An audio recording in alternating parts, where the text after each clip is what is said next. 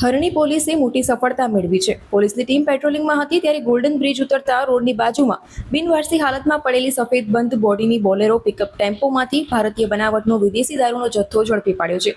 બાતમીના આધારે પોલીસે RJ19GC 6163 નંબરની બોલેરો પિકઅપ ટેમ્પો ચેક કરતા તેમાંથી ભારતીય બનાવટની વિદેશી બિયરના 500 mlના 1104 ટીન મળી આવ્યા હતા।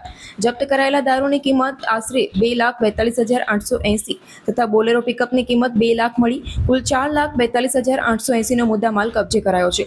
પોલીસની પ્રાથમિક તપાસમાં બોલેરો ટેમ્પો સુરતથી અમદાવાદ તરફ જતો હતો। ગોલ્ડન બ્રિજ પાસે બિનવારસી હાલતમાં છોડી દેવાયો હતો।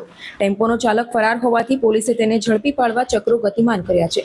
વડોદરા શહેર વિસ્તારમાં પ્રોહિબિશન તથા જુગારની પ્રવૃત્તિ કરનાર ઇસમો ઉપર વોચ રાખી વધુમાં વધુ સફળ રેડ કરવા ઉચ્ચ અધિકારીઓએ આપેલી સૂચના મુજબ આ કાર્યવાહી કરાઈ હતી। પોલીસ સ્ટેશનની ટીમે સમગ્ર મુદ્દામાલ કબજે કરી ફરાર ચાલક વિરુદ્ધ કાયદેસરની કાર્યવાહી હાથ ધરી છે।